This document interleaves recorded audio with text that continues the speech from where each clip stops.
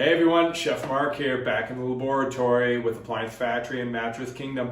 I got my hat on because as of filming today, it is 3 below here in Denver, so trying to stay warm. All right, we're gonna talk about how to cook eggs over gas. It's a little different than cooking with induction or even flat top glass. Flat top glass, you have a lot of time because you don't have as much heat transfer through the glass. Induction, it's very quick.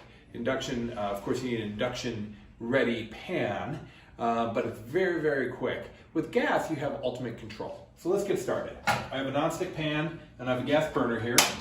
These gas burners that you see here, they're not just for camping. They're really popular with chefs because they have quite a bit of heat. They have 12 to 15,000 BTU, more than enough heat to start the process. So this might surprise you, but I like to preheat my pan when I'm cooking eggs. I like to preheat my pan anytime I'm cooking, and that gets a jump start on the cooking process. I've got some butter here. My butter is room temperature. I dice that up to make sure that it's nice and warm. It's actually still kind of hard because it's so cold in here. I got some eggs.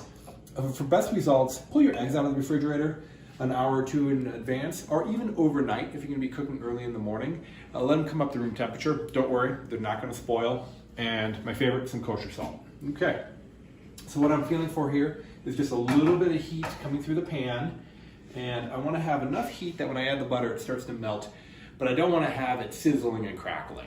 Again, by preheating my pan, I get that kind of that dynamic action of cooking to start happening immediately. The eggs, the whites start to coagulate right away, and it's much more precision. Okay, so I'm feeling for good heat rating through my pan.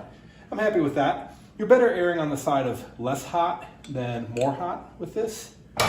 Okay, that's perfect, right? So look at that. Okay, I got a sizzle, but I'm not gonna brown my butter. In fact, I would even garner to say that's almost too hot.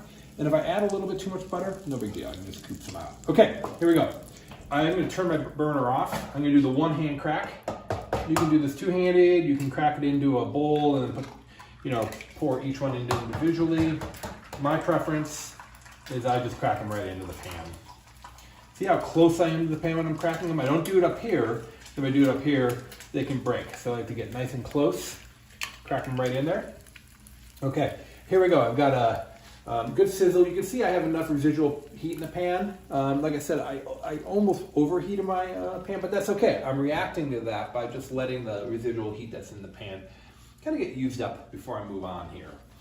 All right, I'm gonna be flipping these eggs. I'm doing over easy. I like to flip my omelets too, and I don't use a spatula when I flip. I just give it a nice tug here. Okay. And what am I looking for? What I'm looking for here, I'm gonna go medium heat. You can see I'm really adjusting my heat as I'm going here. So I turn it on and then I'm turning it back down. I'm even gonna turn it off. The heat, I like to think of my temperature knob as my volume knob, right? How much volume of heat do I have in there? I have too much volume, I better turn the volume down. Oh, I don't have enough volume, I want it louder, turn it up. You could be constantly adjusting your temperature. It's rare that I just turn the heat on and it's perfect the whole time. Usually making adjustments. Okay, so here's how, here's how I'm gonna flip my eggs. I've got my yolks kind of in line here. I don't want them this way because when I flip them, I don't want that one yolk going way up and over breaking. And I want it to be a wave. I want it to kind of curl back on itself. Okay, there we go. It's just a quick pull back.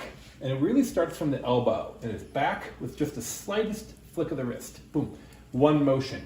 Practice this at home. It's the kind of thing where learning how to flip eggs, I think it's easy to be intimidated by that because maybe you don't want to have them fly all over the place, or maybe you don't want to, have your eggs not come out perfect. But you're not going to perfect something like flipping eggs if you don't try and make mistakes, right? So the good thing about breakfast is, at least for myself, I eat breakfast every day. I eat eggs every day, and that's part of the reason why I'm pretty good at flipping eggs. Okay, and then one last little detail here. I have a plate. When I set my eggs on the plate, here you go, palm up. That allows me to set that right like so. I'm going to season that with a little bit of salt.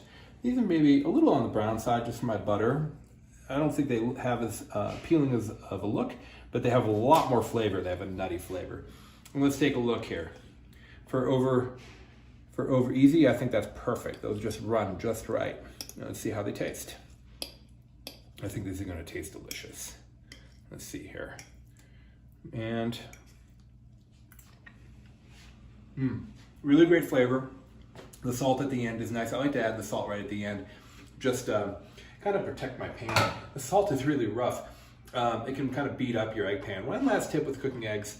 This is my egg pan. The only thing I ever cook in this pan is eggs. I never cook anything else in it. An egg pan should be exclusively for eggs. You'd be surprised at how long that pan will last. And of course, if you keep metal out of it, this Teflon pan will last a long, long time. If you cook other things in it, your eggs will start to stick. So, you know, I get these pans at the restaurant supply store for about 15 bucks, and they last 3 or 4 years before I replace it. So that's all my tips on cooking eggs over gas. This is Chef Mark with Appliance Factory in Mattress Kingdom. Make sure you like and subscribe and keep tuning in.